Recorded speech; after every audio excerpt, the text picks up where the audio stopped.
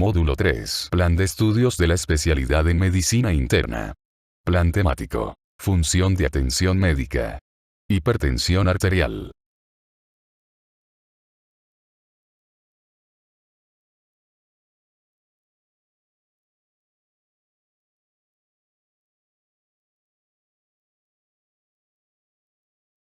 La hipertensión se define como una presión arterial en consulta de 140/90 milímetros de mercurio o superior, valor para el cual se ha constatado beneficio del tratamiento farmacológico en estudios controlados aleatorizados. No obstante, los datos epidemiológicos muestran relaciones positivas continuas entre riesgo de muerte por enfermedad arterial coronaria y accidente cerebrovascular con valores de presión sistólica y diastólica bajos, del orden de 115/75 milímetros de mercurio. En ocasiones, la dicotomía artificial entre hipertensión y normotensión retrasa el tratamiento médico hasta que el estado de salud vascular se ve afectado de manera irreversible por valores de presión arterial elevados antes considerados normales.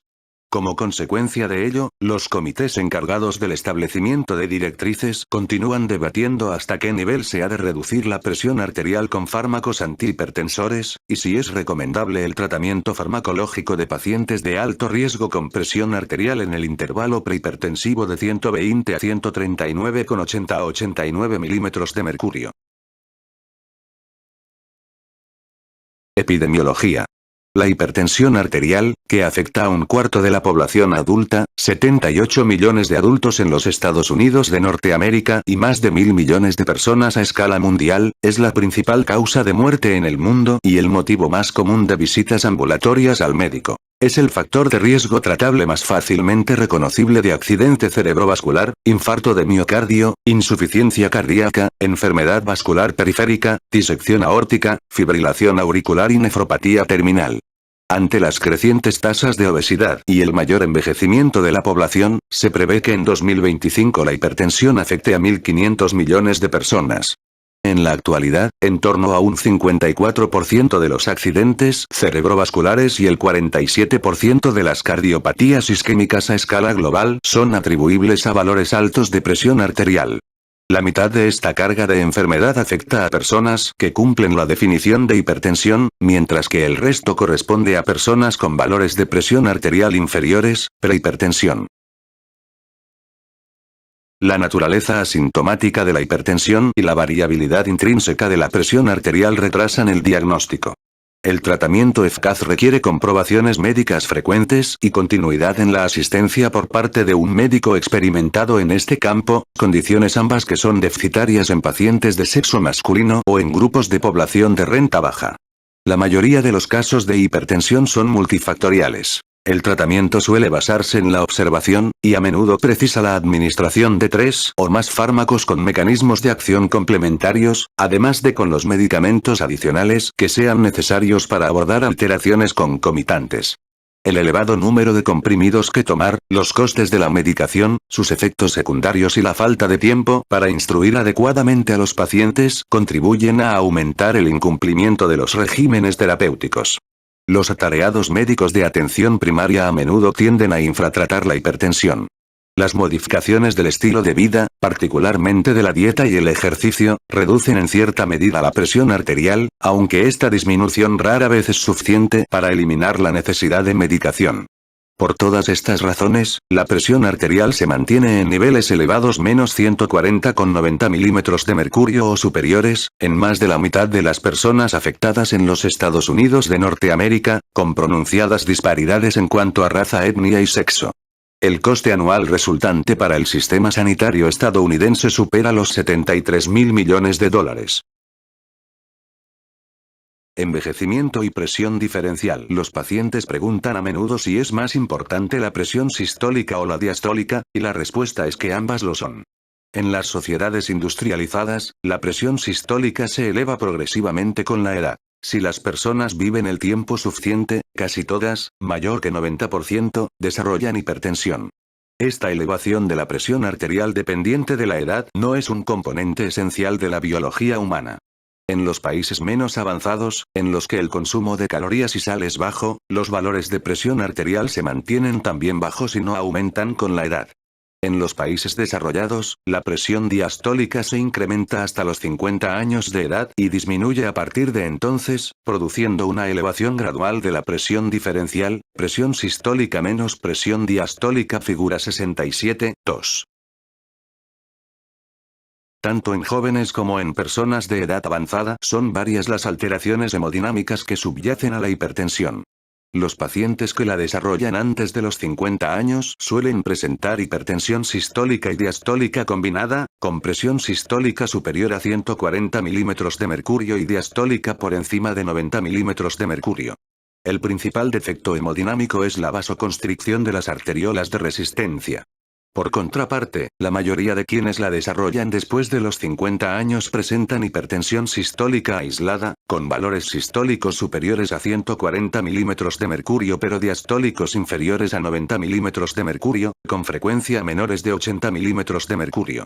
En este tipo de hipertensión, el principal fallo hemodinámico es la disminución de la distensibilidad de las grandes arterias de conducción.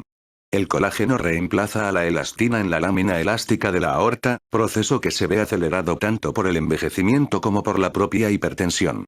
Cuando la velocidad de la onda de pulso aumenta lo suficiente, el rápido retorno de la onda de pulso arterial desde la periferia eleva la presión sistólica central, en vez de la diastólica. La mayor carga sistólica sobre el ventrículo izquierdo acrecienta la demanda de oxígeno miocárdico, mientras que el rápido flujo diastólico afecta a la perfusión miocárdica. A medida que la población envejece, la hipertensión no controlada se registra en pacientes de edad avanzada con hipertensión sistólica aislada. Sexo y raza, etnia. Antes de los 50 años, la hipertensión es menos frecuente en mujeres que en hombres, lo que apunta a un posible efecto protector de los estrógenos. En cambio, tras la menopausia es más común en mujeres que en hombres. El 40% de los afroamericanos adultos de los Estados Unidos de Norteamérica padecen hipertensión, mientras que el porcentaje es del 35% entre personas de raza blanca u origen mexicano. En afroamericanos, la hipertensión también se inicia a edad más temprana, es más grave y causa mayor grado de lesión de órganos diana, discapacidad prematura y muerte. En el Bogalusa Heart Study se determinó que los niños afroamericanos ya presentan presiones arteriales más altas que los niños blancos de igual grado escolar. Igualmente, en afroamericanos la progresión de prehipertensión a hipertensión es más rápida. Sin embargo, la prevalencia de la enfermedad es mayor en las poblaciones blancas de algunos países europeos, por ejemplo, Finlandia, Alemania y España, que en los afroamericanos y menor en los africanos que viven en África, si bien su incidencia está aumentando en general en los países en desarrollo, debido a la occidentalización del estilo de vida. Estos datos internacionales resaltan la importancia de los factores medioambientales. Figura 67, 1.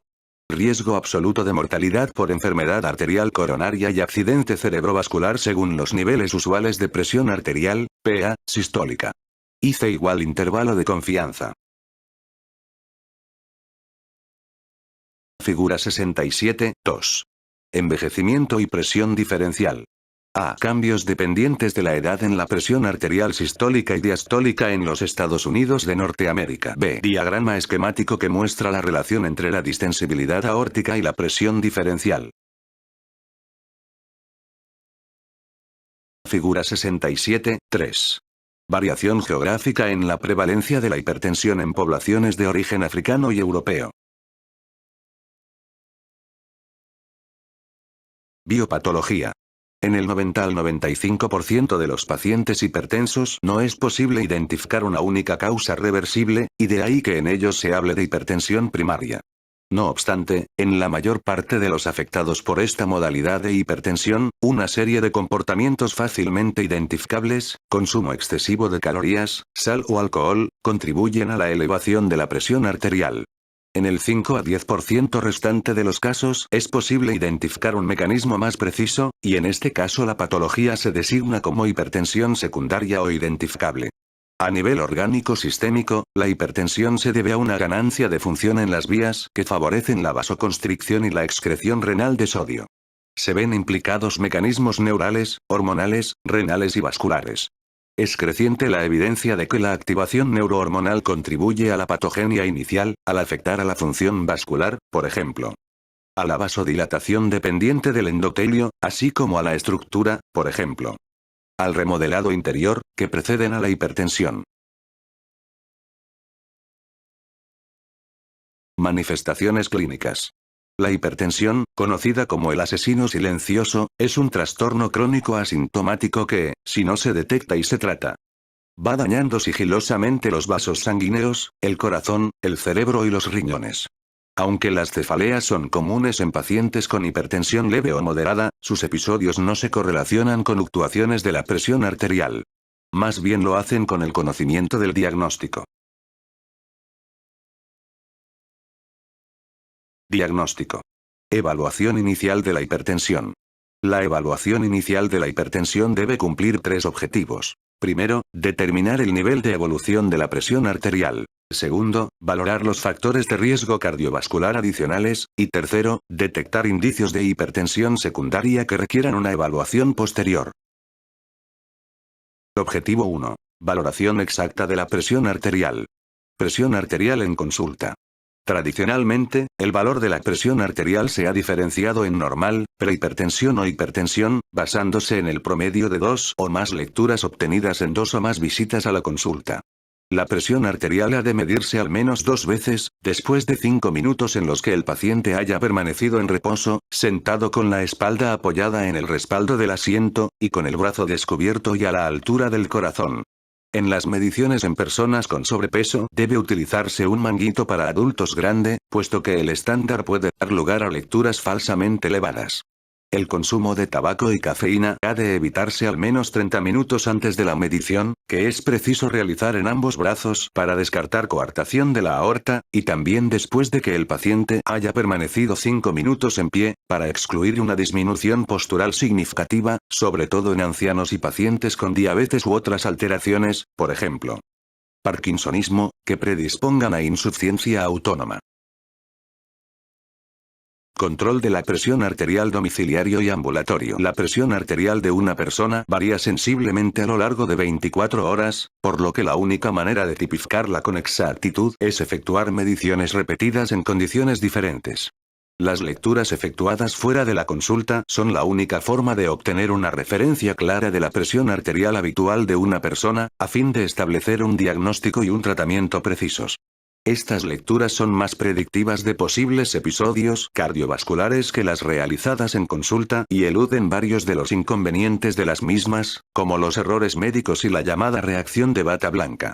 La medición de la presión en el domicilio mejora el cumplimiento de la medicación, al implicar al paciente en su propia atención médica. Entre las nuevas recomendaciones en este contexto se cuentan las siguientes. 1. El control domiciliario de la presión arterial ha de convertirse en un componente de rutina del abordaje clínico de la hipertensión conocida o sospechada, del mismo modo que el control domiciliario de la glucemia es esencial para el tratamiento de los diabéticos. 2. Deben realizarse 2 o 3 lecturas por la mañana y por la noche durante 4 días. Las lecturas del primer día se descartan, ante la posibilidad de que sean artificialmente altas, y el resto se promedian. Y 3. El objetivo terapéutico es alcanzar una presión arterial domiciliaria media de menos de 135,85 milímetros de mercurio para la mayoría de los pacientes, y de menos de 130,80 milímetros de mercurio para los afectados por nefropatía crónica proteinúrica y, posiblemente, para otros pacientes de alto riesgo. Objetivo 2. Estratificación del riesgo cardiovascular. Aunque el riesgo cardiovascular aumenta con la presión arterial, también se incrementa si el paciente presenta lesión hipertensiva de órganos diana o factores de riesgo cardiovascular adicionales.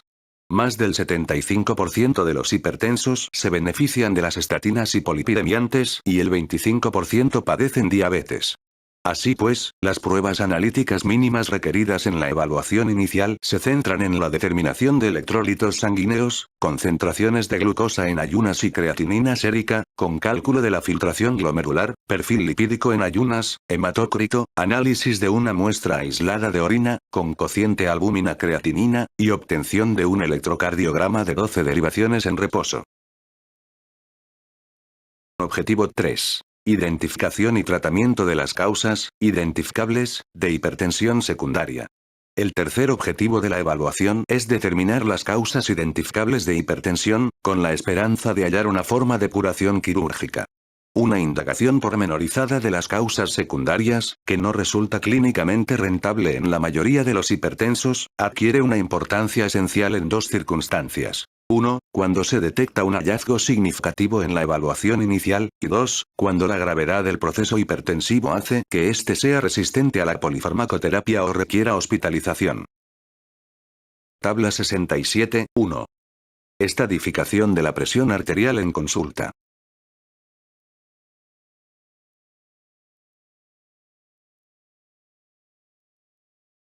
Tabla 67, 2. Indicaciones clínicas recomendadas para el control ambulatorio de la presión arterial.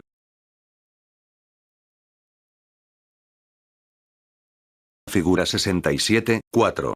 Registros de control de la presión arterial, PA, ambulatoria en 24 horas de dos personas distintas. A. Presión arterial óptima en una mujer sana de 37 años. Se observan variabilidad normal de la presión arterial, caída de la presión arterial nocturna durante el sueño y elevación brusca al despertar. B. Efecto de bata blanca pronunciado en una mujer de 80 años de edad derivada para evaluación de hipertensión resistente al tratamiento médico. La documentación del efecto de bata blanca evitó el sobretratamiento de la hipertensión sistólica aislada. Tabla 67, 3. Definiciones de hipertensión en función de los valores en consulta y fuera de ella.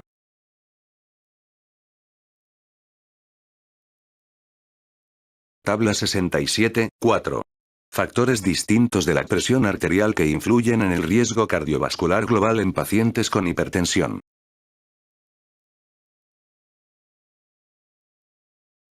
Hipertensión renal parenquimatosa. La nefropatía crónica es la causa más común de hipertensión secundaria.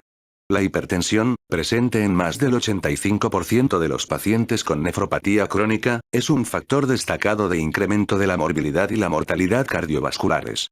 Los mecanismos generadores de la misma comprenden expansión del volumen plasmático y vasoconstricción periférica. Esta última es provocada por activación de las vías vasoconstrictoras, sistemas renina-angiotensina y nervioso simpático, y por inhibición de las vasodilatadoras, óxido nítrico.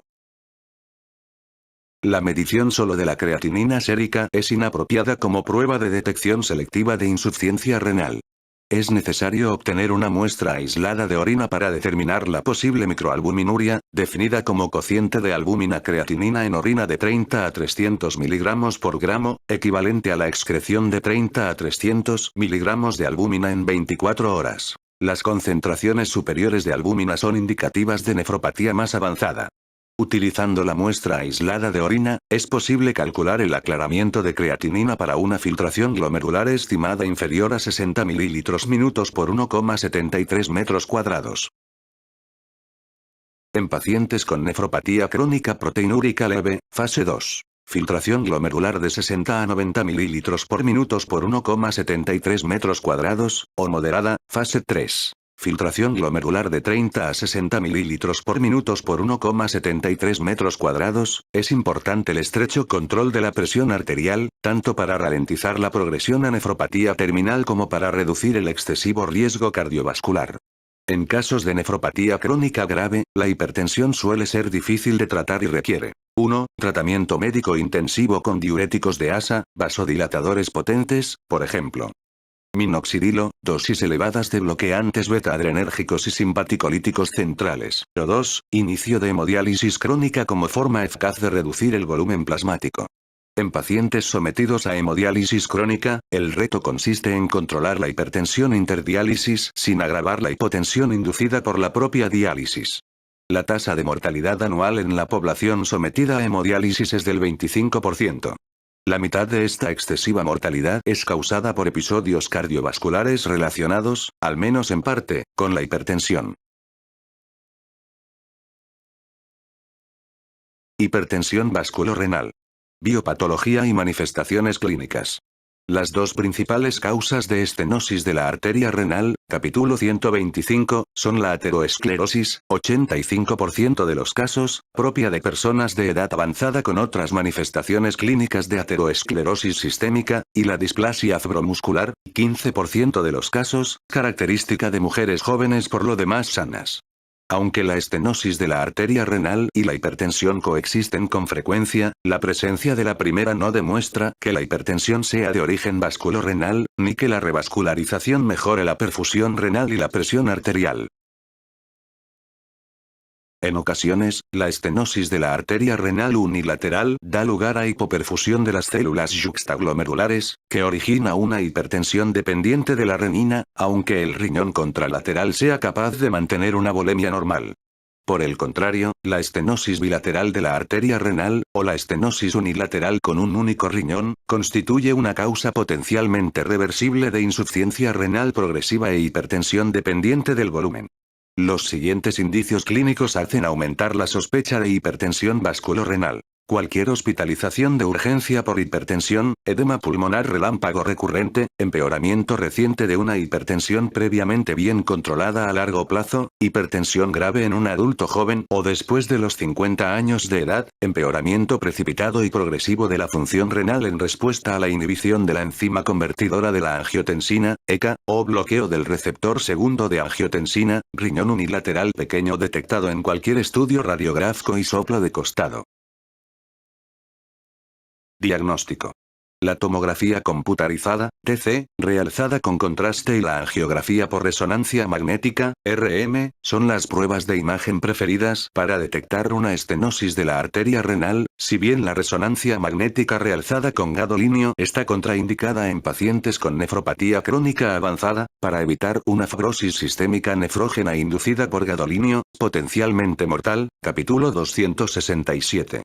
Es característico que la displasia fibromuscular produzca una lesión en collar de cuentas en la parte media de la arteria renal, figura 67, 5a, mientras que las lesiones ateroescleróticas en la arteria renal son proximales y aisladas, figura 67, 5b.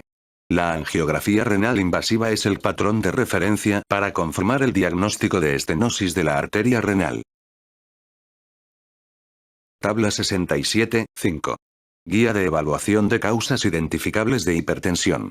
Diagnóstico sospechado, claves clínicas y pruebas diagnósticas. Figura 67, 5. Angiografía por tomografía computarizada con reconstrucción tridimensional. A. Lesión en collar de cuentas característica de la displasia fibromuscular, bilateral en este paciente. B. Estenosis ateroesclerótica proximal grave de la arteria renal derecha y estenosis leve de la arteria renal izquierda. Imágenes por cortesía de Bardo Match, MD, Radiology Department, University of Texas Southwestern Medical Center, Dallas, Texas.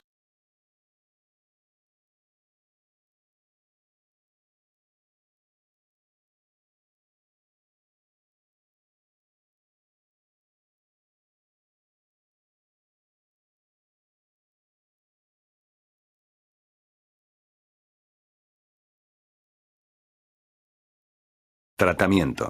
La angioplastia con balón es el tratamiento de elección de la displasia fibromuscular, con resultados globales favorables y con al menos un tercio de los pacientes que dejan de necesitar tratamiento con fármacos antihipertensores. Por el contrario, la mayor parte de las lesiones ateroescleróticas de la arteria renal no causan hipertensión ni insuficiencia renal progresiva, y la mayoría de los pacientes que la presentan no se benefician de la revascularización, angioplastia con balón o colocación de endoprótesis, que supone considerables riesgos de complicaciones graves. Como consecuencia de ello, el tratamiento médico de la hipertensión, con un régimen que incluya inhibidores del sistema renina-angiotensina, y de los factores de riesgo ateroesclerótico asociado, es el abordaje de primera línea para la estenosis de la arteria renal ateroesclerótica, excepto en pacientes con hipertensión resistente a fármacos verdadera, deterioro progresivo de la función renal, nefropatía isquémica, o edema pulmonar agudo relámpago recurrente, que pueden beneficiarse de la revascularización con endoprótesis, capítulo 125. Hipertensión inducida por mineralocorticoide secundaria a aldosteronismo primario.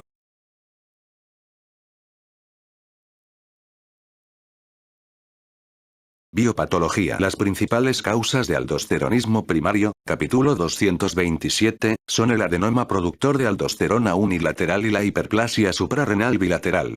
Dado que la aldosterona es el principal ligando del receptor de mineralocorticoides en la nefrona distal, la producción excesiva de aldosterona genera un exceso de intercambio sodio-potasio renal, que a menudo induce hipopotasemia.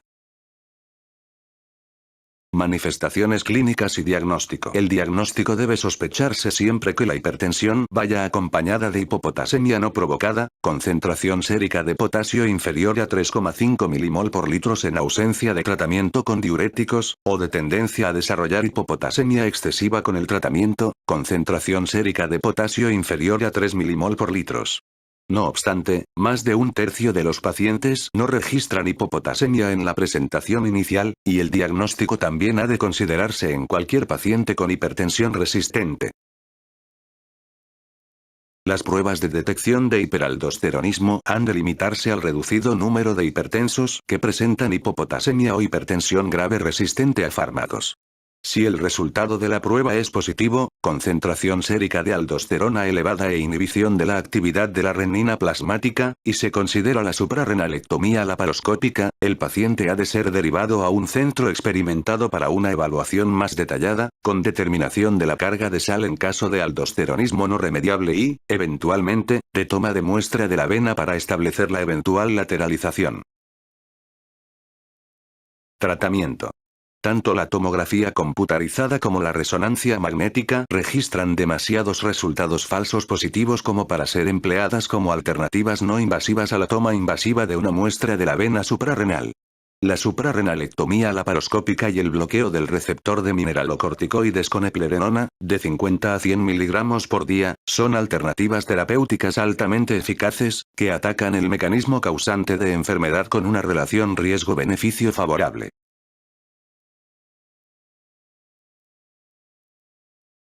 Formas mendelianas de hipertensión inducida por mineralocorticoides. Casi todas las formas mendelianas infrecuentes de hipertensión son inducidas por mineralocorticoides y presuponen una excesiva activación del canal de sodio epitelial, ENAC, la vía final común para la reabsorción de sodio de la nefrona distal, figura 67.2. Así pues, la hipertensión dependiente de la sal puede ser causada por mutaciones de ganancia de función en el canal de sodio epitelial o el receptor de mineralocorticoides, y por aumento de la producción y disminución del aclaramiento de ligandos del receptor de mineralocorticoides, es decir, aldosterona, desoxicorticosterona y cortisol. Feocromocitomas y paragangliomas. Los feocromocitomas son tumores infrecuentes productores de catecolaminas de las células cromafnes suprarrenales, mientras que los paragangliomas son tumores, incluso más infrecuentes, de las células cromafnes extrasuprarrenales, capítulo 228.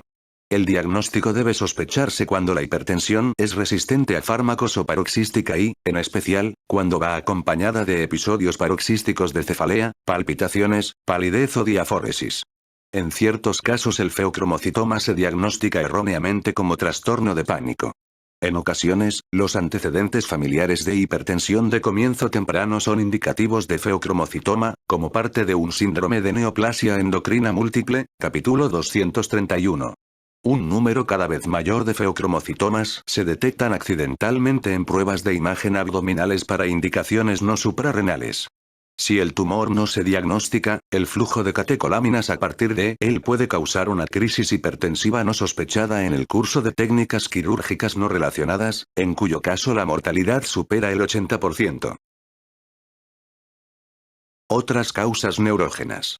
Entre otras causas de hipertensión neurógena que pueden confundirse con feocromocitomas, se cuentan los simpático-miméticos, cocaína, metanfetamina. Capítulo 34, la insuficiencia varorefleja y la apnea del sueño obstructiva, capítulo 100. Los antecedentes de cirugía y radioterapia por tumores de cabeza y cuello, capítulo 190, elevan la sospecha de lesión varorreceptora, el ronquido y la somnolencia son indicativos de apnea del sueño obstructiva, si bien la presión positiva continua en las vías respiratorias rara vez mejora sustancialmente la presión arterial, capítulo 100. Otras causas de hipertensión secundaria. La coartación aórtica suele producirse en posición distal al origen de la arteria subclavia izquierda, por lo que la presión arterial es menor en las piernas que en los brazos, al contrario de lo normal ver figura 69.7. El pulso menor en las extremidades inferiores que en las superiores pone de manifiesto la necesidad de medir la presión arterial tanto en las piernas como en ambos brazos. Las colaterales intercostales generan soplos en la exploración y muescas costales en la radiografía de tórax. Las coartaciones se reparan mediante cirugía o angioplastia. Figura 69.7. Radiografía de tórax de un paciente con coartación de la aorta. Se observa el 3 que forman la arteria subclavia dilatada por encima y la aorta dilatada por debajo, flecha corta. Obsérvese que la escotadura se aprecia mejor a la altura de la séptima y la octava costillas, flechas largas. También puede apreciarse el arco aórtico ascendente dilatado. El hipertiroidismo tiende a causar hipertensión sistólica con amplia presión diferencial, en tanto que el hipotiroidismo tiende a provocar principalmente hipertensión diastólica. El tratamiento aborda la enfermedad subyacente.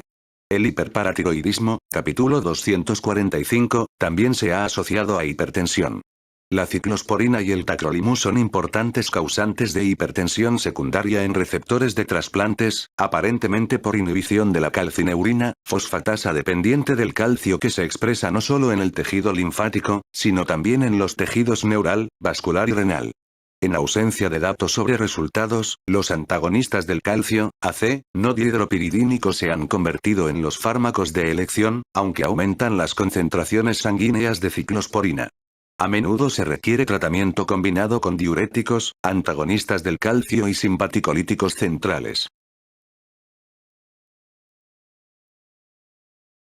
Tratamiento de la hipertensión arterial.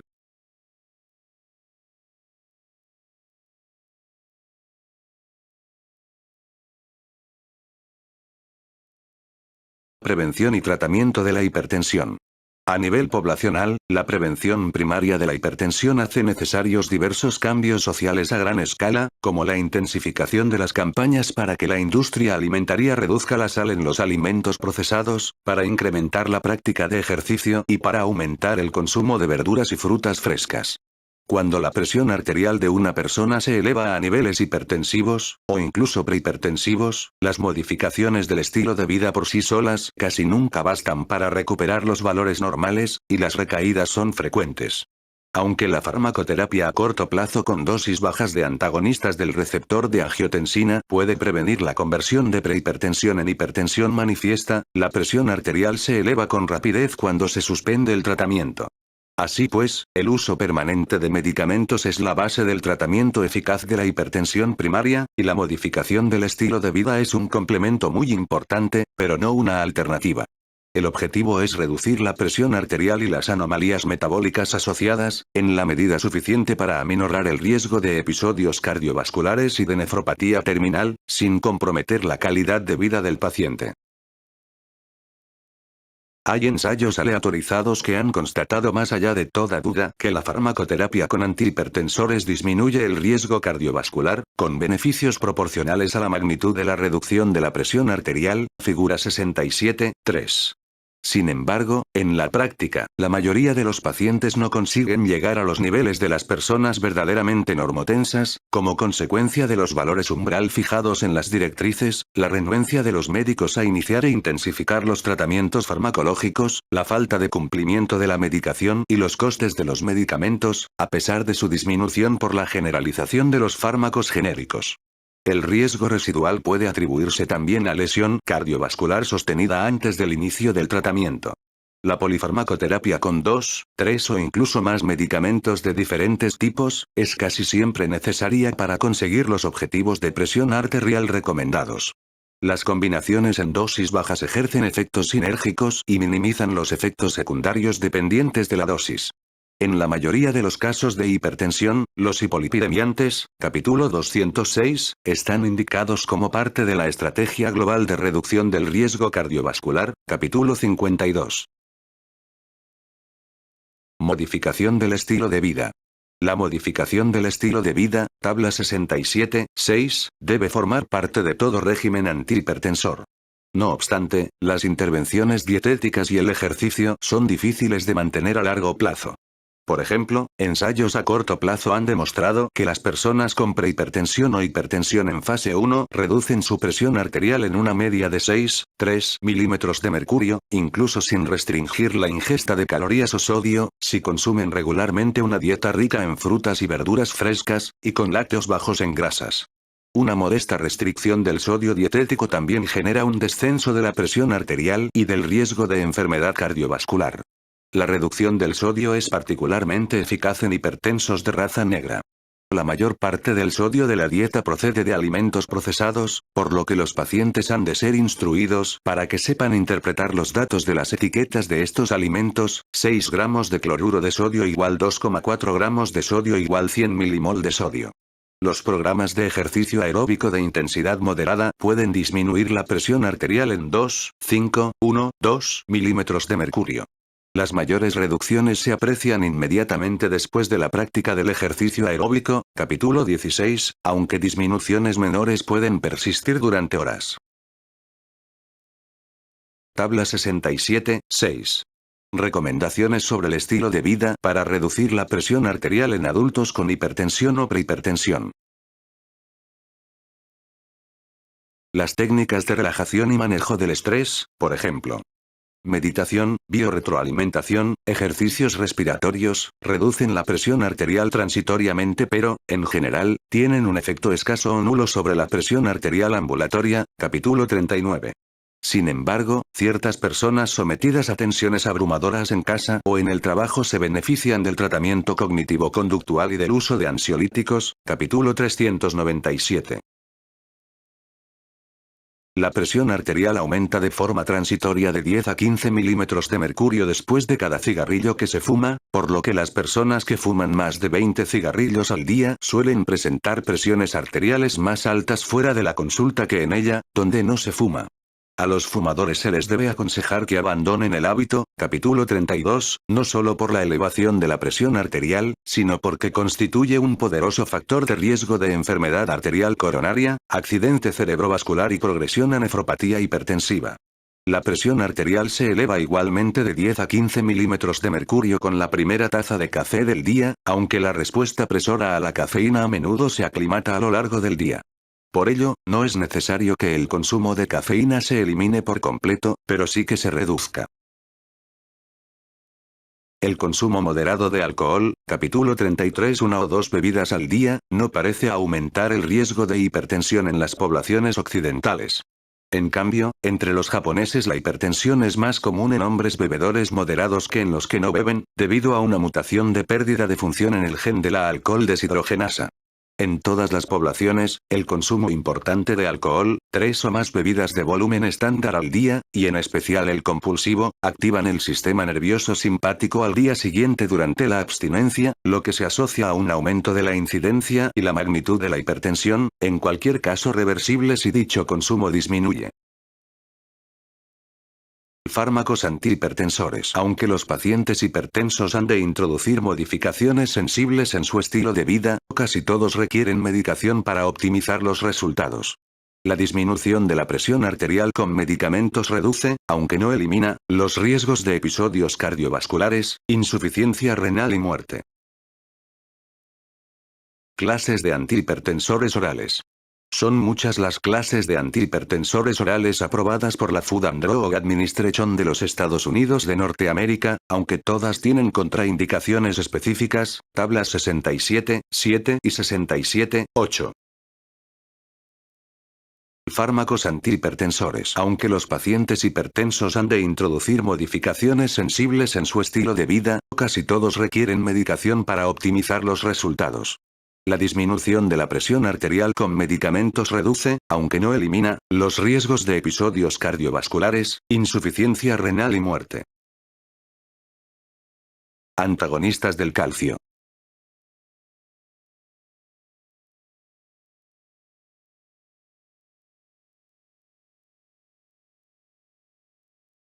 Mecanismo de acción.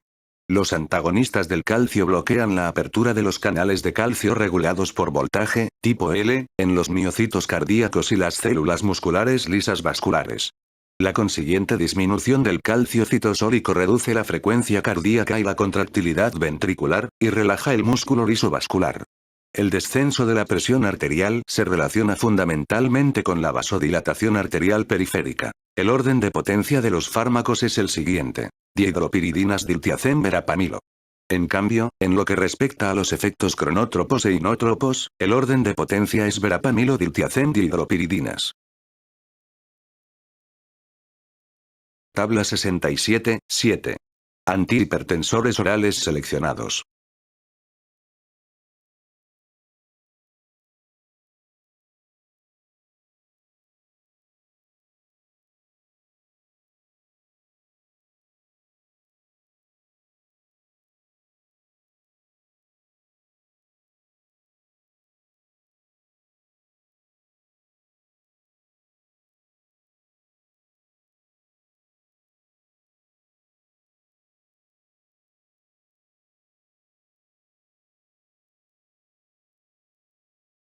Tabla 67, 8.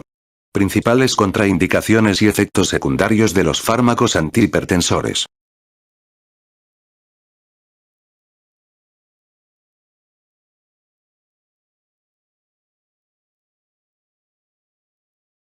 Principios terapéuticos.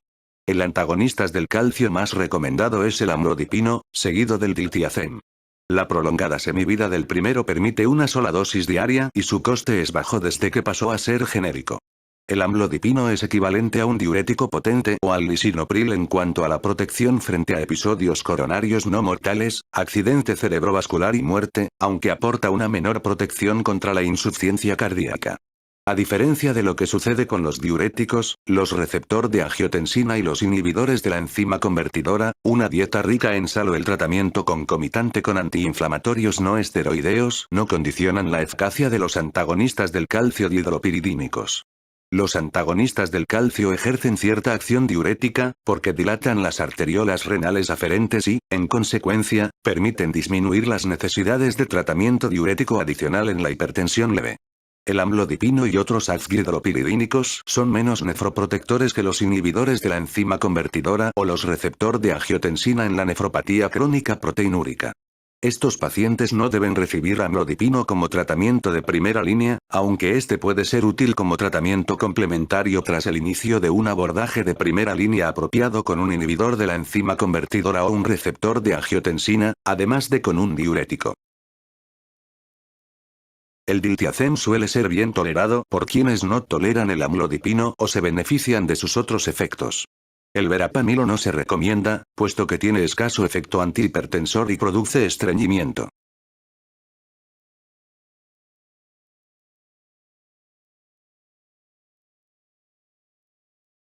Figura 67, 6.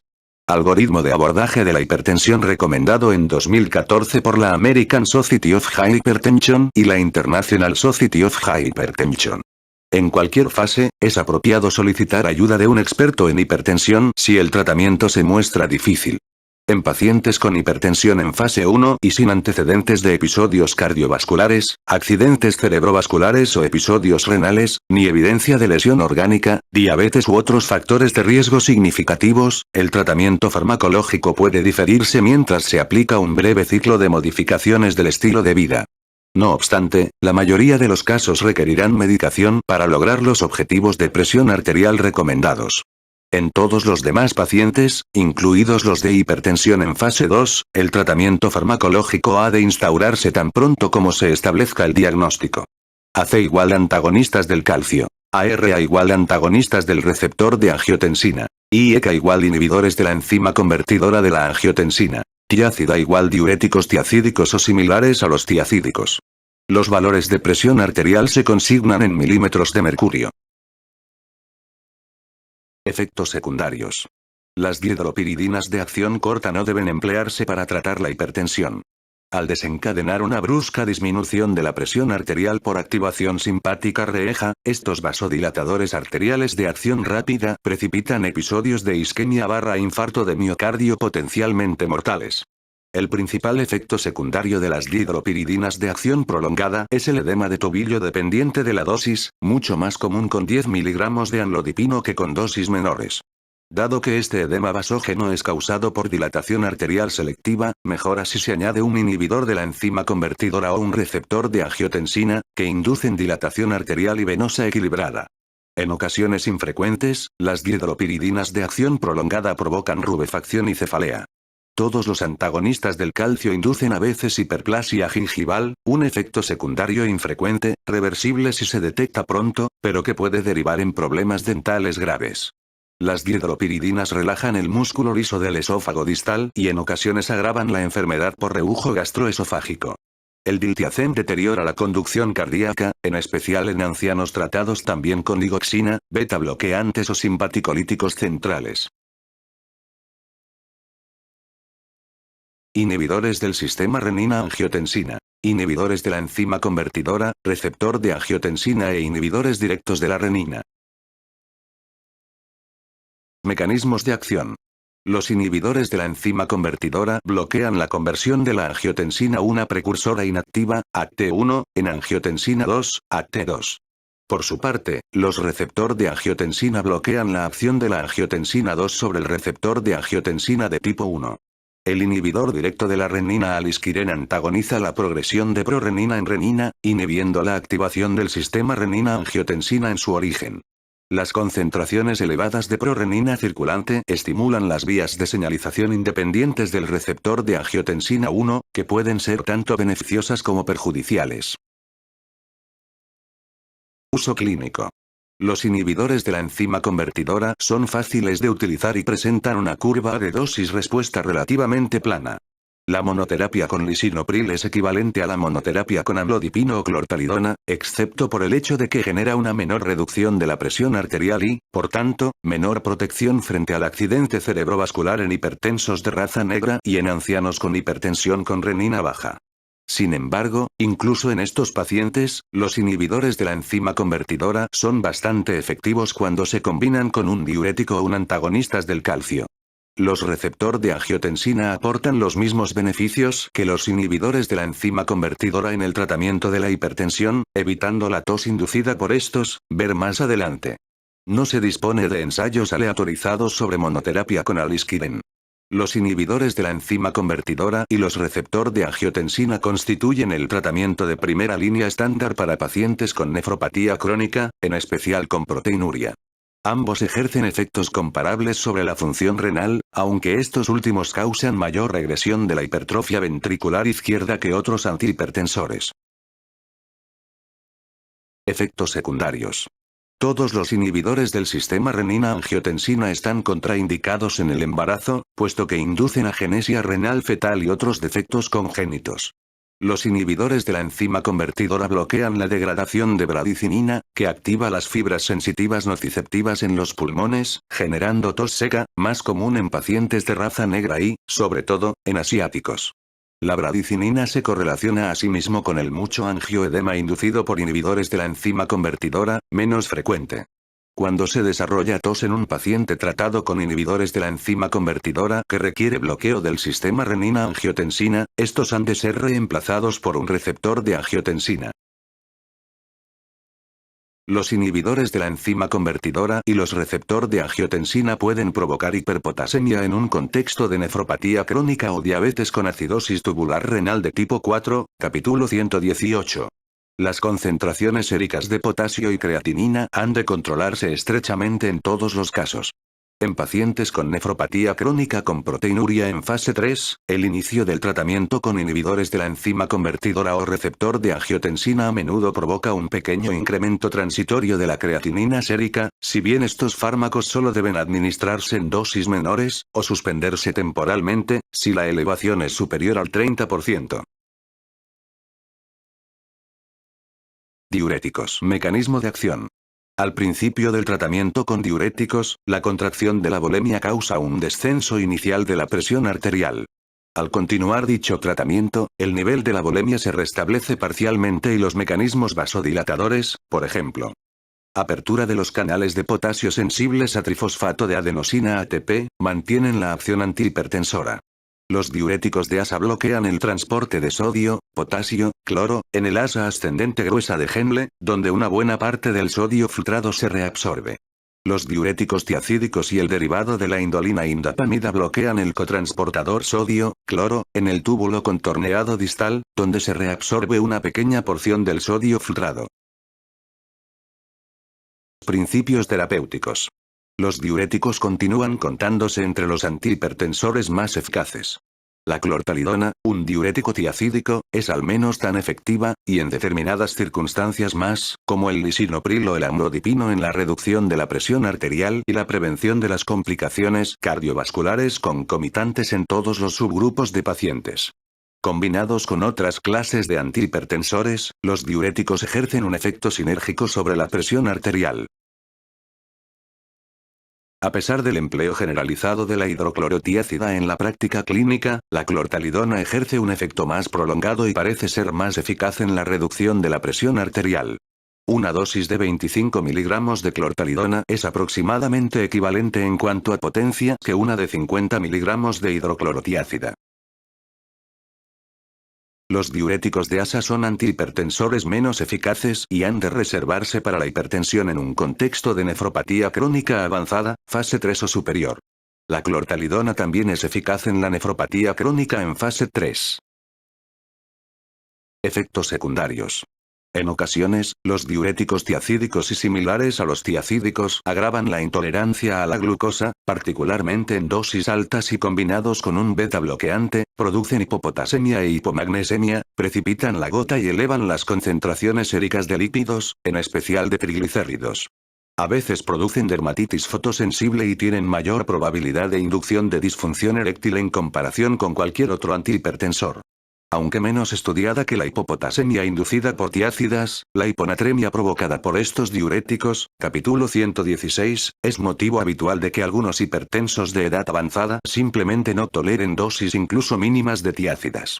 En pacientes hipertensos con nefropatía crónica, las dosis elevadas de diuréticos de asa pueden precipitar la descompensación renal aguda, sobre todo en combinación con dosis altas de inhibidores de la enzima convertidora o receptor de angiotensina. Los fármacos pueden volver a administrarse cuidadosamente en dosis bajas una vez que la filtración glomerular recupere su nivel basal. Fármacos añadidos para el tratamiento de la hipertensión resistente. Antagonistas del receptor de mineralocorticoides y antagonistas del canal de sodio epitelial, diuréticos ahorradores de potasio. Mecanismo de acción. La eplerenona y la espironolactona impiden que la aldosterona y otros mineralocorticoides circulantes activen el receptor de mineralocorticoides en la nefrona distal, inhibiendo la activación del canal de sodio epitelial. En cambio, el triamtereno y la amilorida bloquean el canal de sodio epitelial directamente. Dado que es menor la cantidad de sodio presentada a la sodio-potasio, AT pasa en el lado vascular de las células de los conductos colectores, también es menor el potasio excretado en la orina, en comparación con lo que sucede con las tiácidas o los diuréticos de asa. Principios terapéuticos. La eplerenona, 25 a 100 mg por día, o la espironolactona en dosis bajas, 12,5 a 100 mg por día, se recomiendan como fármacos complementarios de alta eficacia en casos difíciles de hipertensión. La eplerenona es un antagonista mucho más específico, que evita los efectos secundarios sexuales, en cualquier caso infrecuentes, de la espironolactona en dosis bajas, ginecomastia dolorosa, disfunción eréctil, hemorragia uterina no menstrual. Es importante evitar la hiperpotasemia cuando estos fármacos se administran a pacientes con nefropatía. Bloqueantes beta-adrenérgicos. Los beta-bloqueantes vasodilatadores, la betalol, carvedilol y nebivolol, también son eficaces como fármacos añadidos para tratar la hipertensión resistente, a diferencia de los beta-bloqueantes estándar, por ejemplo, metoprolol, atenolol. Mecanismo de acción. Con el inicio del tratamiento beta-bloqueante estándar, la presión arterial cambia poco inicialmente, debido a que un aumento compensatorio de la resistencia periférica contrarresta la disminución del gasto cardíaco. Con el tiempo, la presión arterial desciende de manera progresiva a medida que la vasculatura periférica se relaja. Así pues, el efecto antihipertensor del beta-bloqueo implica la disminución del gasto cardíaco, receptores beta-1, y la liberación de renina, receptores beta-1, y noradrenalina, receptores beta-2 preunión. El prototipo de beta bloqueante propranolol bloquea de manera no selectiva los receptores beta 1 y beta 2. Otros beta bloqueantes estándar, metoprolol, atenolol, acebutolol y bisoprolol, son relativamente cardioselectivos. En dosis bajas, ejercen mayor efecto inhibidor sobre los receptores beta 1 que sobre los beta 2, aunque la selectividad se pierde con dosis elevadas. Los beta bloqueantes vasodilatadores, como el labetalol o el carvedilol, también bloquean los receptores alfa-adrenérgicos, en tanto que el nebivolol estimula la producción endógena de óxido nítrico. Principios terapéuticos y efectos secundarios. Aunque los beta bloqueantes estándar se emplean como tratamiento de primera línea de la cardiopatía isquémica, capítulo 72 y 73, y la insuficiencia cardíaca, capítulo 59, no se usan como fármacos de primera línea, ni tan siquiera de segunda, para la hipertensión no complicada. Predisponen al desarrollo de diabetes, particularmente si se combinan con una tiácida, y ofrecen menos protección contra accidentes cerebrovasculares que otros antihipertensores. Aportan una modesta protección contra los episodios cardiovasculares, pero no reducen la mortalidad por cualquier causa. Además de ser hipertensores relativamente débiles, son menos eficaces que otros fármacos en la reducción de la presión arterial aórtica central, ya que la bradicardia deja más tiempo para la reacción de las ondas, y, por tanto, aumenta la presión central. En cambio, los beta bloqueantes vasodilatadores son antihipertensores mucho más potentes y no afectan de manera adversa a la tolerancia a la glucosa, aunque no se han estudiado en ensayos aleatorizados extensos. El labetalol es eficaz para las urgencias hipertensivas, aunque su acción es breve, por lo que no se recomienda para la hipertensión crónica. Efectos secundarios frecuentes, como la fatigabilidad, generan elevadas tasas de suspensión de la administración de todos los beta bloqueantes, que también alteran la conducción cardíaca, precipitan el broncoespasmo agudo y favorecen la ganancia de peso. Bloqueantes alfa-adrenérgicos.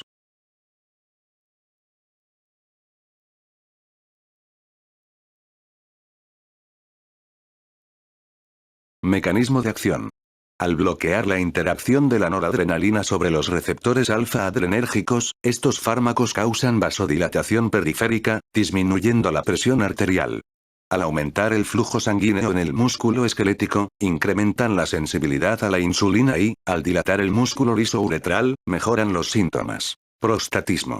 Fármacos como la prazosina, la doxazosina, la terazosina y la fentolamina intravenosa bloquean selectivamente los alfa-1 adrenoreceptores. La fenoxibenzamina bloquea tanto los receptores alfa-1 como los alfa-2. Principios terapéuticos y efectos secundarios. La fenoxibenzamina es el fármaco de elección para el abordaje preoperatorio del feocromocitoma, capítulo 228. Una vez conseguido el alfa-bloqueo, es necesario incorporar un bloqueante para inhibir la taquicardia refleja que, en caso contrario, sería excesiva. Los alfa-1 bloqueantes selectivos no son opciones de primera línea y no deben emplearse en monoterapia, porque su propensión a provocar retención de líquidos da lugar a taquiflaxia y desenmascara o agrava la insuficiencia cardíaca. Sin embargo, cuando se utilizan combinados con un diurético, son eficaces como tratamiento añadido de la hipertensión de control difícil y resultan particularmente útiles en hombres de edad avanzada con prostatismo.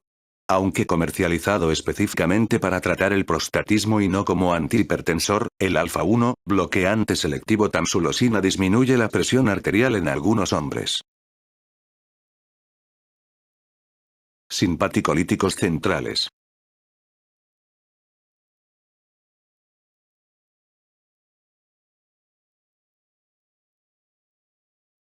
Mecanismos de acción.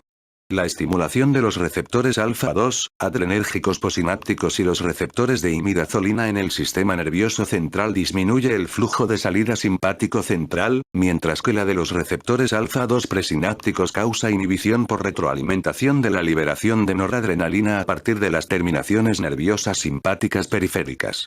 Estas acciones combinadas reducen el impulso adrenérgico al corazón y la circulación periférica. Principios terapéuticos y efectos secundarios.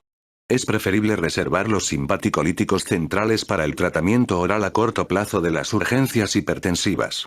son potentes antihipertensores que, en ocasiones, son necesarios como tratamiento añadido de la hipertensión de muy difícil control, aunque sus problemáticos efectos secundarios sobre el sistema nervioso central merman la calidad de vida. Para evitar la hipertensión de rebote entre dosis, puede administrarse clonidina a corto plazo cada 6 u 8 horas o, cuando sea posible, retirar gradualmente los fármacos. La hipertensión de rebote es un problema menor si se emplean preparaciones de acción prolongada, guanfacina, parche de clonidina. La alfa-metildopa continúa siendo útil para la hipertensión en el embarazo, capítulo 239, aunque ya no es el fármaco de primera línea. Vasodilatadores directos.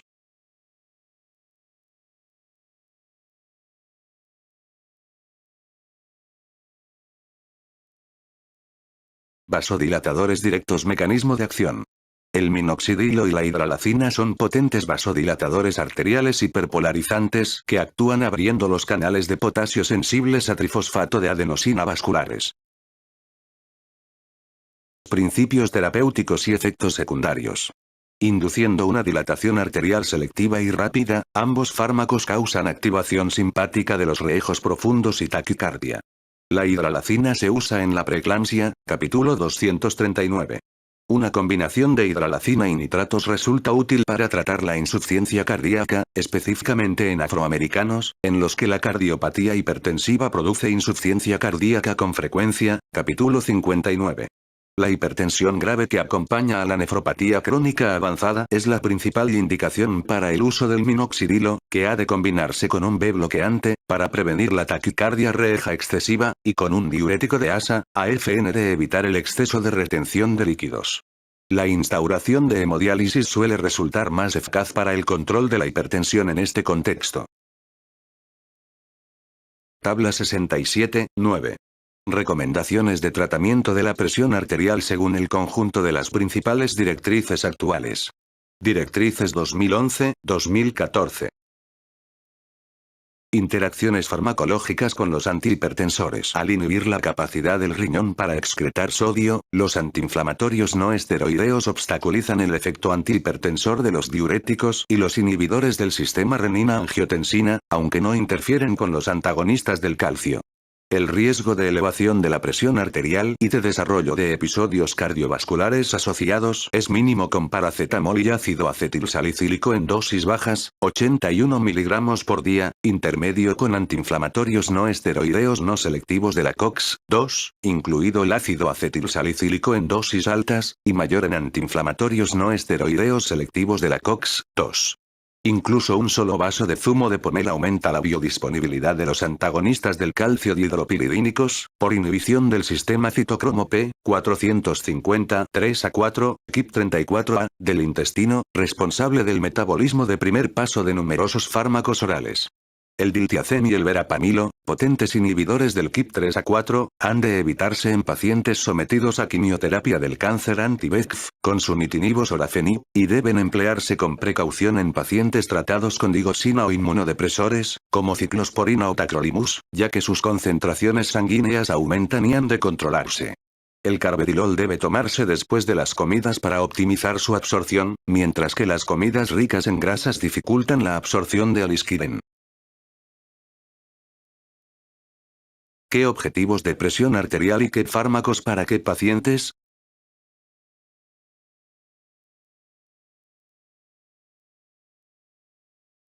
A pesar de la amplia base de evidencias que avala el tratamiento médico de la hipertensión, aún existen importantes lagunas en cuanto a 1. Cuánto disminuir la presión arterial, y 2. ¿Qué fármacos son los más adecuados para cada tipo de paciente?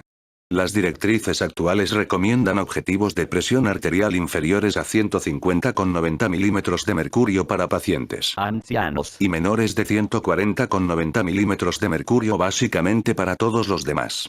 No obstante, los expertos recomiendan un objetivo de menos de 140 con 90 milímetros de mercurio en pacientes de más de 60 años, si no están debilitados, capítulo 25, y toleran el tratamiento sin efectos secundarios.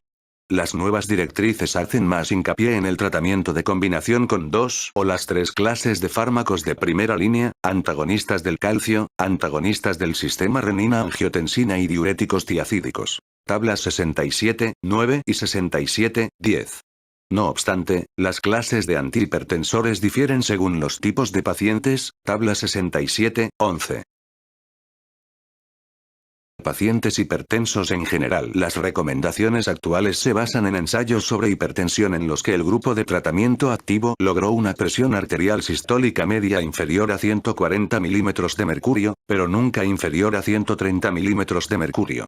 En comparación, ciertos datos indican un efecto beneficioso de la reducción por debajo de 140 con 90 milímetros de mercurio, para pacientes tanto ancianos como jóvenes, ver figura 67, 3, y en un análisis de metaregresión se sugiere, aunque no se constata, que una disminución adicional de la presión arterial aporta protección cardiovascular adicional, incluso cuando la presión basal es de 140 con 90 milímetros de mercurio o menos. En ensayos aleatorizados, son las diferencias en la reducción de la presión sistólica, más que la clase de fármaco, las que explican los beneficios del tratamiento, con 3 advertencias. En primer lugar, los beta-bloqueantes ofrecen menos protección frente al accidente cerebrovascular, y los antagonistas del calcio más, que otros fármacos. En segundo lugar, la combinación de un inhibidor de la enzima convertidora y un antagonista del calcio puede ser una excelente opción inicial, puesto que evita más episodios cardiovasculares que las combinaciones de un beta-bloqueante, un diurético tiacídico, o de este y un inhibidor de la enzima convertidora, figura 67, 4. Además, los antagonistas del calcio son mejor tolerados que los diuréticos y no presentan sus efectos secundarios metabólicos. En tercer lugar, el bloqueo dual del sistema renina-angiotensina con un inhibidor de la enzima convertidora y un receptor de angiotensina no es mejor que la monoterapia con cualquiera de estos fármacos y, de hecho, induce hipotensión más sintomática y mayor deterioro renal, figura 67, 5. Hipertensión sistólica en pacientes ancianos. En la actualidad, la mayoría de los hipertensos son mayores de 65 años, y la mayor parte de ellos presenta hipertensión sistólica aislada. Ensayos controlados con placebo han aportado evidencias inequívocas de que cualquier régimen de disminución de la presión arterial induce reducción de episodios coronarios, accidentes cerebrovasculares, episodios de insuficiencia cardíaca y muertes en hipertensos ancianos, incluso de más de 80 años. Aunque la eficacia de los antihipertensores en la prevención de episodios cardiovasculares es la misma en ancianos que en otros pacientes, en ellos la magnitud de la disminución de la presión arterial debe sopesarse frente al aumento del riesgo de hipotensión, que es una posible causa de caídas y episodios cardíacos isquémicos. La presión arterial sistólica media más baja alcanzada en los ensayos con pacientes ancianos es de 145 milímetros de mercurio, por lo que la evidencia avala un objetivo de presión arterial sistólica en consulta inferior a 150 milímetros de mercurio.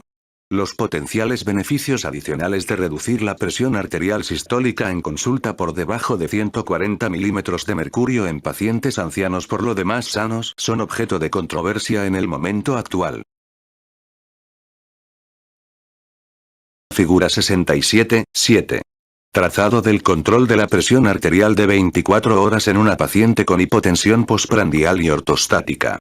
Esta mujer de 70 años, en estado debilitado, fue derivada para la evaluación de hipertensión lábil y mareo. Las flechas azules muestran los episodios repetidos de hipotensión postprandial. La flecha roja corresponde a un episodio de hipotensión ortostática registrado cuando la paciente se levantó para insuficiencia respiratoria al baño 90 minutos después de acostarse. También se observan reacciones de bata blanca, registradas cuando la paciente acudió a la consulta para implantarle y retirarle el dispositivo de control. El control ambulatorio es esencial para detectar la hipotensión postprandial y la hipotensión ortostática, frecuentes en ancianos hipertensos, figura 67, 7.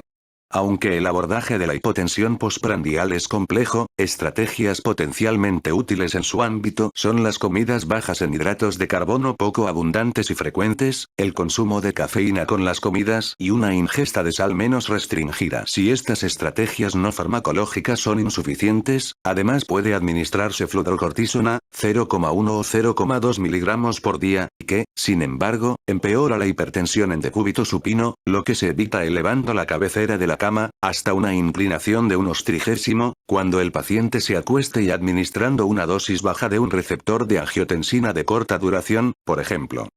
Losartán, 25-50 miligramos, al acostarse. Aunque la mayoría de los pacientes ancianos precisan tratamiento combinado con 2 o 3 fármacos para abordar su hipertensión, es importante ajustar las dosis más lentamente que en otros pacientes, y comprobar con frecuencia la eventual presencia de hipotensión ortostática y reacciones farmacológicas adversas, como la hiponatremia inducida por tiácidas. Problemas de primer orden son la posible falta de cumplimiento y las interacciones fármaco-fármaco.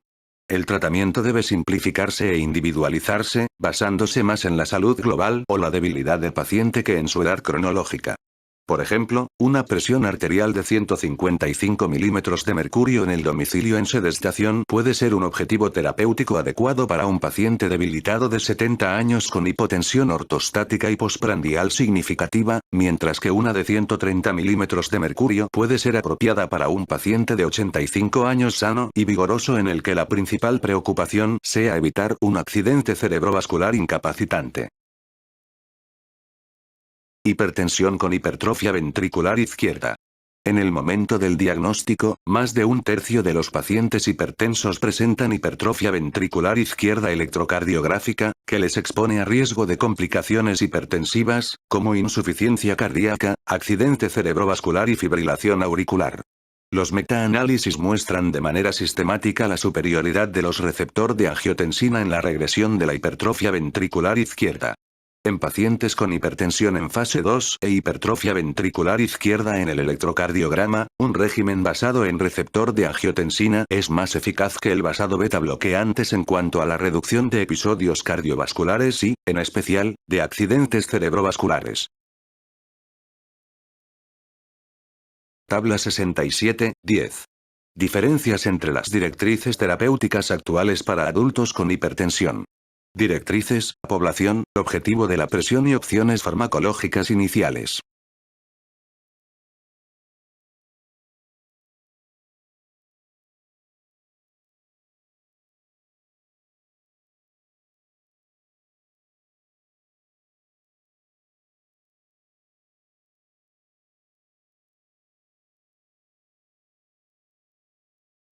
Hipertensión en pacientes con nefropatía diabética o nefropatía crónica no diabética. La nefropatía diabética, capítulo 124, va acompañada de proteinuria, pérdida de autorregulación renal, progresión a nefropatía terminal y elevada incidencia de episodios cardiovasculares. Dado que la adición de un receptor de angiotensina, no de amlodipino, al tratamiento antihipertensor de fondo ralentiza la progresión de la nefropatía en pacientes con diabetes de tipo 2. Esta clase de diabetes con nefropatía constituye una indicación para los receptor de angiotensina. La evidencia apunta a un objetivo de presión arterial en consulta de menos de 140/90 milímetros de mercurio para pacientes con nefropatía diabética de tipo 2, e incluso de menos de 130/80 milímetros de mercurio en pacientes con proteinuria significativa, relación albúmina/creatinina plasmática en orina superior a 30 miligramos por gramos equivalente a la excreción mayor que 30 miligramos de albúmina en orina en 24 horas. Objetivos similares se recomiendan para pacientes con nefropatía crónica no diabética proteinúrica, en los que el ramipril parece ser más nefroprotector que el amlodipino o el metoprolol. El alisquiren no debe añadirse al tratamiento de fondo con un inhibidor de la enzima convertidora o un receptor de angiotensina, ya que el bloqueo dual del sistema renina-angiotensina produce hiperpotasemia e hipotensión, sin beneficio cardiovascular añadido. Reducción de la presión arterial en pacientes con episodios coronarios o accidentes cerebrovasculares previos. La evidencia de los ensayos aleatorizados es insuficiente para determinar un objetivo óptimo de presión arterial para la prevención de episodios coronarios en pacientes con enfermedad coronaria preexistente. Las recomendaciones actuales se centran en un objetivo de presión arterial en consulta inferior a 140/90 milímetros de mercurio y uso de 2 o más fármacos si tal objetivo no se logra. Los beta-bloqueantes y los antagonistas del calcio son las opciones preferidas, por ser ambos antihipertensores y antianginosos. En teoría, el sobretratamiento de la presión arterial diastólica puede alterar la perfusión coronaria, empeorar la isquemia miocárdica y provocar episodios coronarios en pacientes con enfermedad coronaria subyacente, aunque los datos prospectivos aún no han definido un límite inferior crítico de presión diastólica durante el tratamiento. Sin embargo, es probable que sea prudente no tratar una presión diastólica menor de 60 milímetros de mercurio. Tabla 67, 11. Clases de antihipertensores preferidas en condiciones específicas.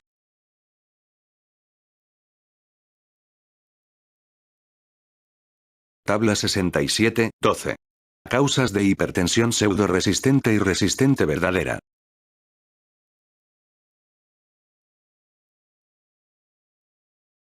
Los supervivientes a un accidente cerebrovascular están expuestos a riesgo de repetición del mismo, mayor discapacidad y muerte. La reducción de la presión arterial sistólica por debajo de 130 milímetros de mercurio con tratamiento combinado con una tiácida y un inhibidor de la enzima convertidora disminuye ese riesgo. Hipertensión en poblaciones minoritarias.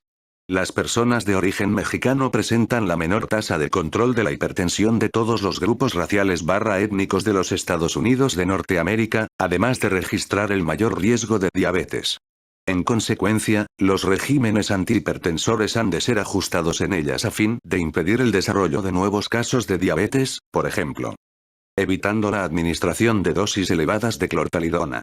En afroamericanos, la hipertensión no solo es más prevalente que en la población general, sino que también se inicia a edad más temprana, está peor controlada y provoca tasas desproporcionadamente superiores de discapacidad y muerte. 5. Habitualmente, los afroamericanos presentan concentraciones de renina plasmática inferiores y menor respuesta a la monoterapia con un inhibidor de la enzima convertidora o un receptor de angiotensina que los hipertensos de raza blanca. Asimismo, están expuestos a un mayor riesgo de accidente cerebrovascular mortal cuando toman un inhibidor de la enzima convertidora solo que cuando se tratan con un diurético solo, mientras que las diferencias raciales étnicas desaparecen cuando se utilizan dosis elevadas de un inhibidor de la enzima convertidora o un receptor de angiotensina combinados con un diurético o un antagonistas del calcio. Los inhibidores de la enzima convertidora y los receptor de angiotensina ayudan a conseguir un excelente control de la hipertensión en afroamericanos cuando se emplean en el marco de un régimen polifarmacológico apropiado. Hipertensión asociada a anticonceptivos orales y estrogenoterapia restitutiva. Los anticonceptivos orales, en particular las actuales preparaciones de estrógenos en dosis bajas, causan un pequeño incremento de la presión arterial en la mayoría de las mujeres, aunque rara vez inducen aumentos importantes que entren en el intervalo hipertensivo. El mecanismo implicado en este proceso es desconocido, aunque las mujeres mayores de 35 años y las fumadoras o las que tienen sobrepeso parecen presentar mayor riesgo.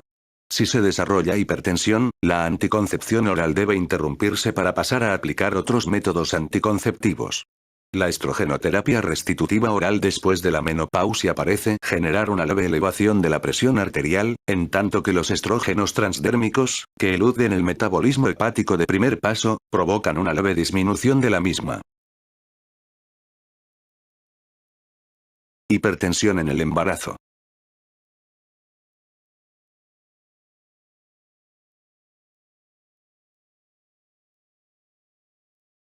Hipertensión en el embarazo. La hipertensión es la complicación no obstétrica más común durante el embarazo y está presente en alrededor del 10% del total de gestaciones, capítulo 239. En torno a un tercio de los casos se deben a hipertensión crónica, mientras que 2/3 se relacionan con hipertensión gestacional o preeclampsia, definida esta última como elevación de la presión arterial hasta valores de 160 con 110 milímetros de mercurio o superiores tras la semana 20 de gestación, acompañada de proteinuria y edema patológico. En ocasiones la preeclampsia también comporta convulsiones, eclampsia, y desarrollo del llamado síndrome EIB multisistémico, capítulo 239, con hemólisis, enzimas hepáticas elevadas y plaquetas bajas. La preeclampsia es la causa más común de mortalidad materna y perinatal.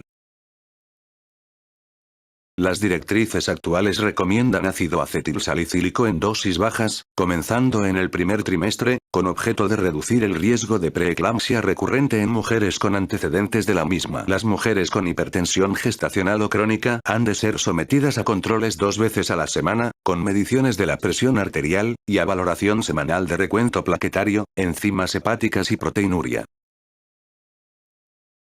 La medicación antihipertensora de la hipertensión materna leve no mejora el desenlace perinatal y en ocasiones se asocia a retraso del crecimiento fetal, por lo que los fármacos no se recomiendan en la hipertensión gestacional en fase 1 no complicada, reservándose para la de fase 2, presión mayor que 160 con 110 milímetros de mercurio. Para embarazadas con hipertensión en fase 2 sin preeclampsia/eclampsia grave, el tratamiento farmacológico oral ha de iniciarse con cualquiera de los siguientes fármacos. Labetalol, de 400 a 2400 mg por día, nifedipino XL, de 30 a 120 mg por día, o metildopa, de 500 a 3000 mg por día. El tratamiento de combinación rara vez es necesario, y deben evitarse las reducciones excesivas. La administración de cualquier bloqueador del sistema renina-angiotensina ha de interrumpirse. La curación definitiva de la preeclampsia solo se produce con la terminación del embarazo. El labetalol intravenoso, de 0,5 a 2 mg por minuto hasta una dosis acumulada de 300 mg, ha reemplazado a la hidralacina como fármaco de elección en el tratamiento de la preeclampsia-eclampsia grave.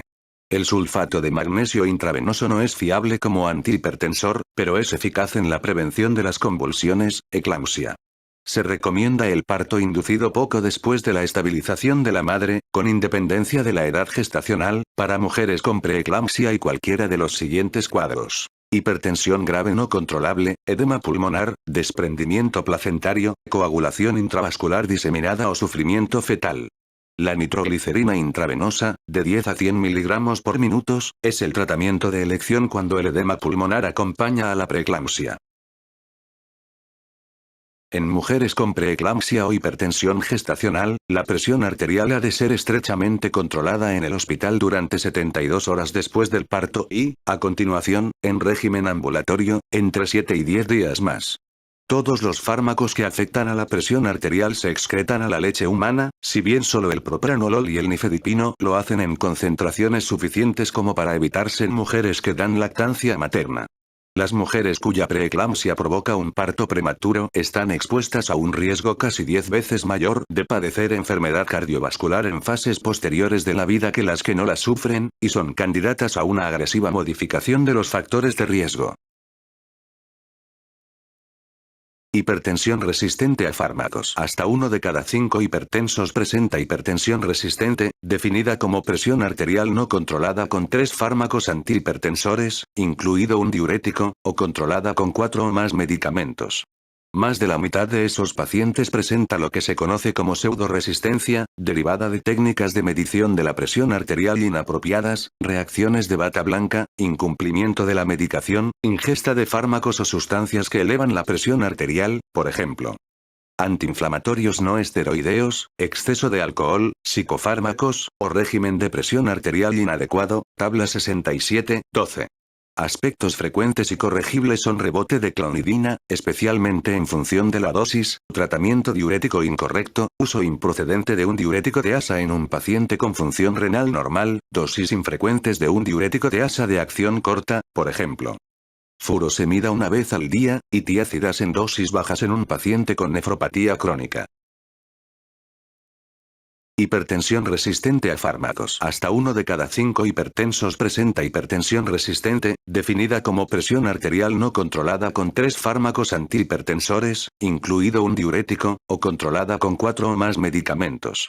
Más de la mitad de esos pacientes presenta lo que se conoce como pseudoresistencia, derivada de técnicas de medición de la presión arterial inapropiadas, reacciones de bata blanca, incumplimiento de la medicación, ingesta de fármacos o sustancias que elevan la presión arterial, por ejemplo, antiinflamatorios no esteroideos, exceso de alcohol, psicofármacos, o régimen de presión arterial inadecuado, tabla 67-12.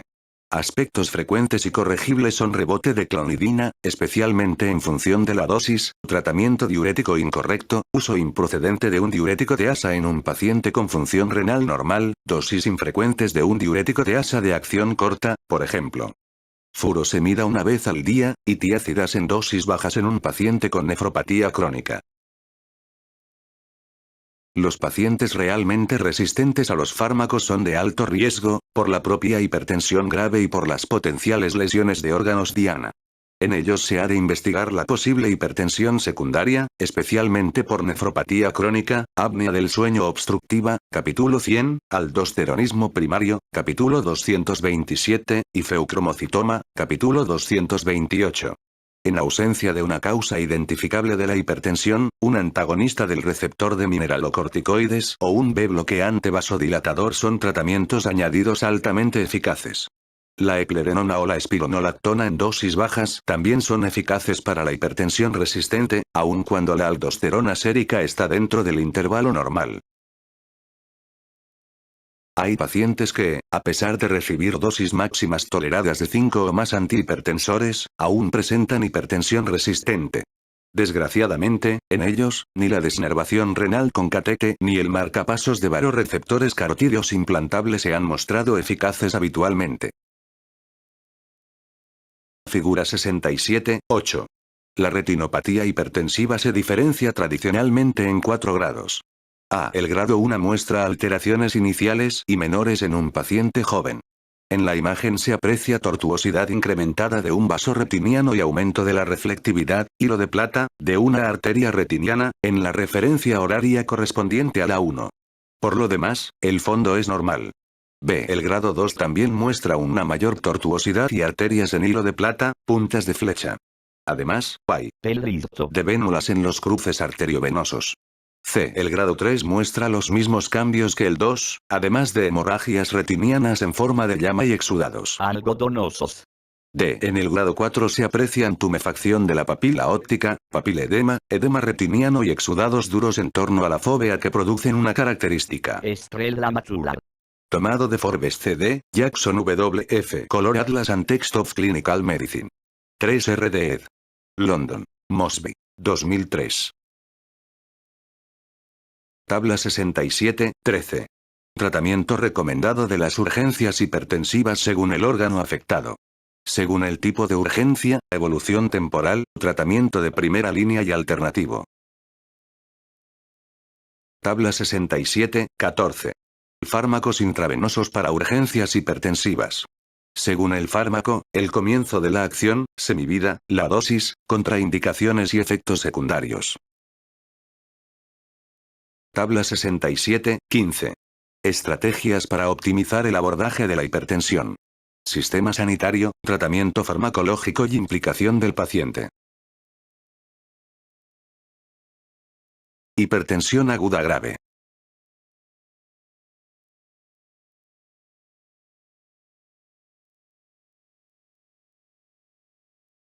Hipertensión aguda grave. El 25% de los pacientes que acuden al servicio de urgencias presentan presión arterial elevada, capítulo 8.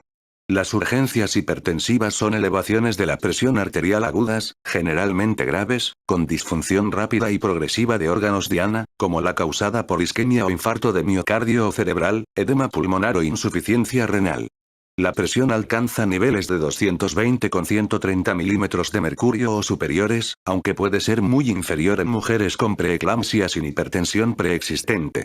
El cuadro clínico completo de una urgencia hipertensiva corresponde a un paciente con afectación crítica, presión arterial superior a 220 con 130 milímetros de mercurio, cefaleas, confusión, visión borrosa, náuseas y vómitos, convulsiones, edema pulmonar, oliguria y retinopatía hipertensiva de grado 3 o 4, figura 67.8. Las urgencias hipertensivas requieren reducción inmediata de la presión arterial con medicación intravenosa, tabla 67.13, y control intraarterial en una unidad de cuidados intensivos, UCI.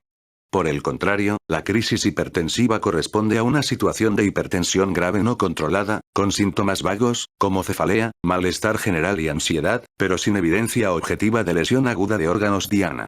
En ausencia de dicha lesión, un paciente con presión de 220 con 130 milímetros de mercurio o superior debe ser tratado con medicamentos orales de acción corta.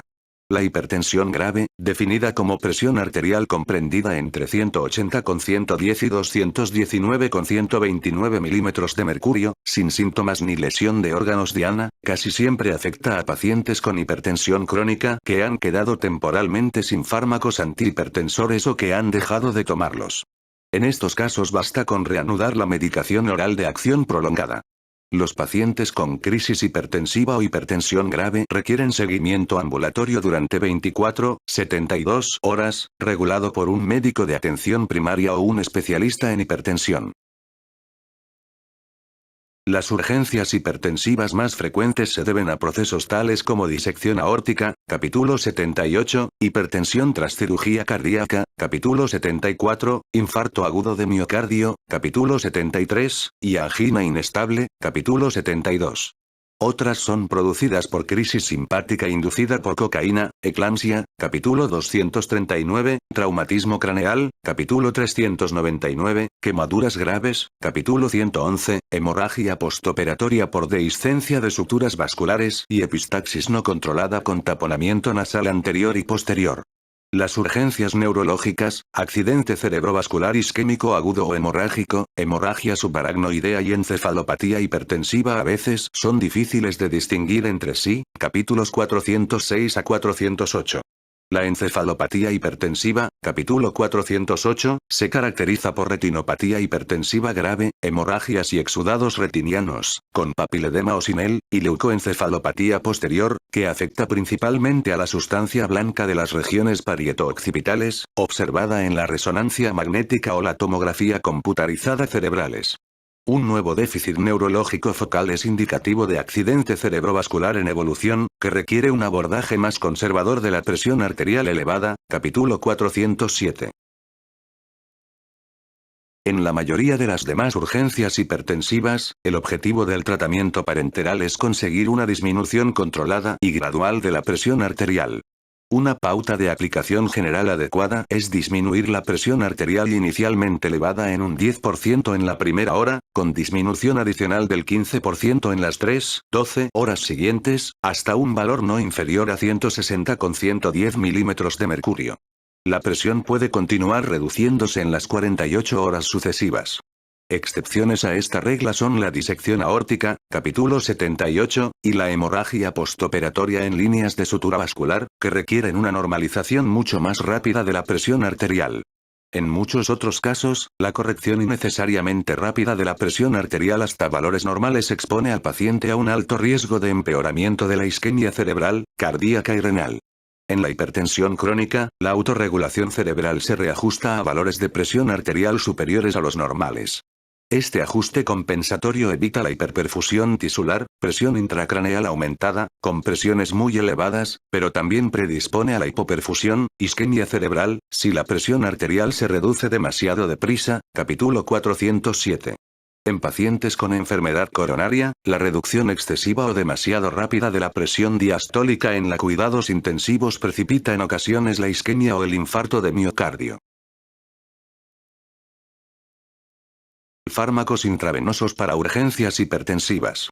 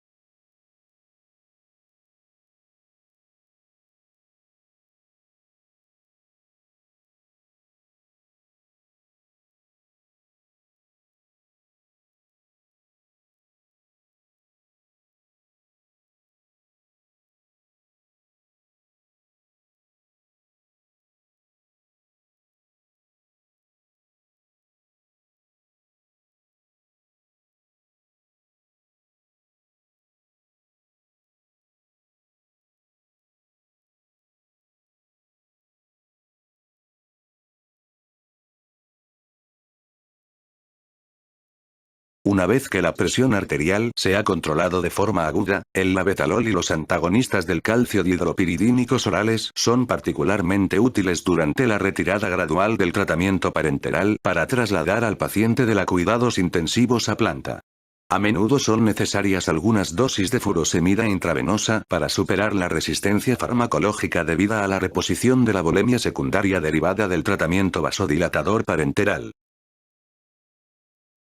La hipertensión secundaria ha de sospecharse en pacientes ingresados en la cuidados intensivos con crisis hipertensiva.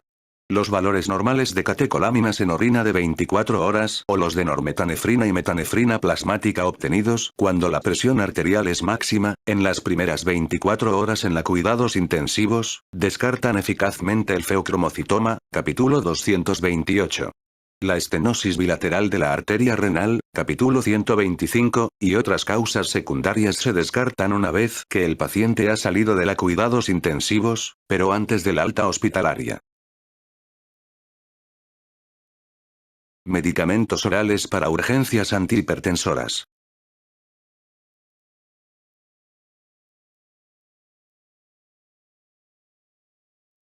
El labetalol es eficaz en dosis de 200 a 300 miligramos, que pueden repetirse a las 2 o 3 horas, y a continuación ser prescritas en 2 veces diarias. Si los beta-bloqueantes están contraindicados, la clonidina es eficaz con una dosis inicial de 0,1 o 0,2 miligramos, seguida de 0,1 miligramos por horas. El captopril, un inhibidor de la enzima convertidora de acción corta, reduce la presión arterial de 15 a 30 minutos después de la dosis. Conviene administrar una pequeña dosis de prueba de 6,25 miligramos para evitar una disminución excesiva de la presión arterial en pacientes hipovolémicos. A continuación se pasa a la dosis oral completa de 25 miligramos, que puede repetirse 1 o 2 horas después, con ulterior prescripción de 25 a 75 miligramos 2 veces al día. Elevación esporádica de la presión arterial en urgencias.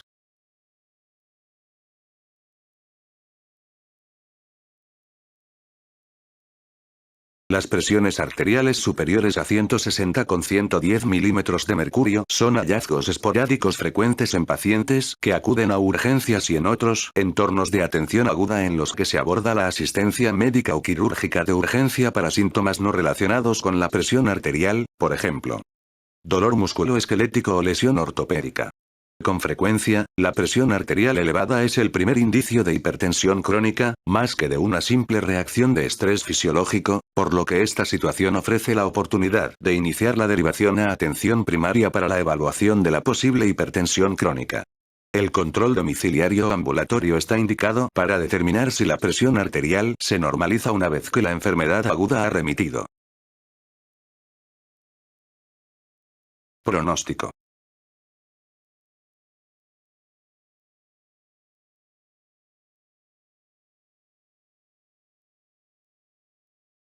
El pronóstico de un paciente con hipertensión se relaciona tanto con la magnitud de la elevación de la presión arterial como con la presencia de factores de riesgo cardiovascular adicionales.